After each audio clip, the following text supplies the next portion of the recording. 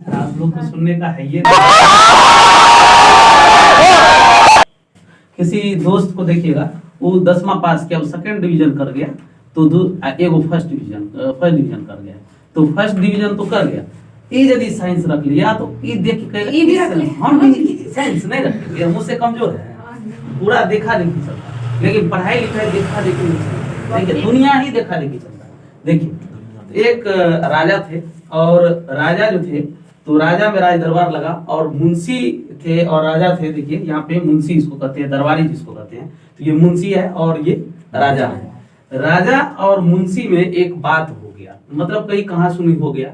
और उसके बाद क्या हुआ, मुंशी बोले देखिए दुनिया में जो है लोग देखा देखी काम करता है, तो राजा मान ही नहीं रहे थे। कैसे नहीं होता है देखा देखी, जो हम करेंगे वही होगा। तो मुंशी बोले सो नहीं, देखा देखी दुनिया चलता है, देखा देखी ही दुनिया अभी टिका हुआ है। तो बोले कैसे, साबित करो तो हम मान लेते हैं। हम हो ही नहीं सकता है, राजा बोल रहे हैं हो ही नहीं सकता है, देखा देखी दुनिया चलता है। तो चलिए दरबारी थे, मुंशी थे, बोले हम प्रूफ करके दिखा देंगे सर। तो बोले ठीक है प्रूफ करो, तो हम समझ जाते हैं। तो ये क्या किए, मुंशी अपना दिमाग लगाना शुरू कर दिए, हम कैसे इसको प्रूफ करें देखा देखी दुनिया चलता है।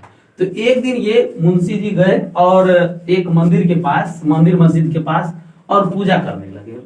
और पूजा करने के क्रम में क्या किए, तो एक दिन पहले, उससे पहले बड़ा सा एक जूता मोची से बनवा लिया। अब मोची से जूता बनाने के बाद वो क्या किया, एक जूता अपने घर में रख दिया और दूसरा जूता को मंदिर या मस्जिद के आगे में रख दिया, एक जूता को। और ये इन्होंने कहा, मुंशी ने कहा देखिए सबको गांव में हल्ला कर दिया समाज में। सो देखिए हम गए पूजा करने, तो ये गॉड जो थे ना ये भागे। अब भागने के क्रम में एक जूता छोड़ के, तो गांव वाला को लगा क्या, सो ये जो सही में जूता भगवान है, इतना अच्छा जूता है। अब इसका मतलब देखिए कितना अच्छा जूता है, इतना बड़ा सिला लिया था, जो समाज में कोई नहीं पहनता है, इतना बड़ा सिला लिया था।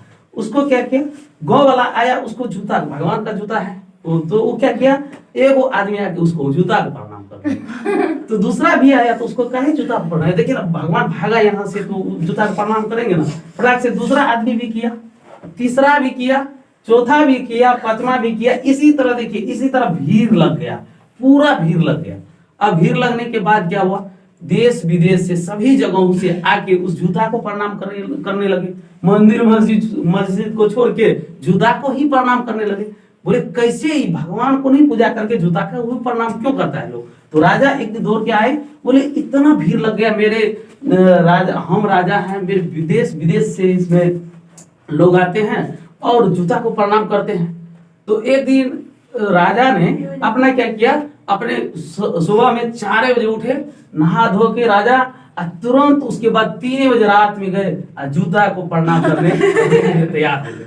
लेकिन मुंशी जी थे वहां पे चुपचाप खड़े थे। तो ऐसे जैसे ही राजा ने जूता को झुका प्रणाम करने के लिए, तो बोला है महाराज ये आप क्या कर रहे हैं। तो बोले क्या कर रहे हैं, इतना देश विदेश से लोग आ रहे हैं जूता को प्रणाम करने के लिए मेरे दरबार में आके, तो हम जूता को प्रणाम करते हैं, भगवान का जूता भगा हुआ है। बोले नहीं सर, तब बड़ा वाला जूता भी रखा था, देखिए हम लाए थे, जूता हम ही बनाए थे, लेकिन इसको जो है हम एक को रख दिए और लोगों को कह दिए, तो आप भी तो जूता को प्रणाम कर रहे हैं। तो देखा देखी दुनिया चलता है ना, आप भी तो देख के ही लोगों को देख के प्रणाम, यही होता है, दुनिया जो है देखा देखी चलता है। तो किसी के कहने पे नहीं जाना चाहिए, जो आपके मन में होता है, जो आपके मन में होता है उसी को कीजिए। सुनिए सबका, कीजिए अपने मन से, सक्सेस कर जाइएगा, नहीं तो बहुत दिक्कत होगा। अब कोई कुछ कर रहा है उससे मतलब नहीं है, जो दुनिया में देखिए याद रखिए, जो दुनिया में सब करता है उससे थोड़ा हट के कीजिए तो आप सफल मान जाइएगा। जो सब करता है उसको काहे करते हैं, जो नहीं करता है सब उसको करके एक आविष्कार कर दीजिए किसी चीज का, तो देखिए आपके पास कितना लाइन लग जाएगा। 5 घंटा पढ़ लेता है, आप 6 घंटा मेहनत कीजिएगा तब ना आप उससे एक कदम आगे होइएगा।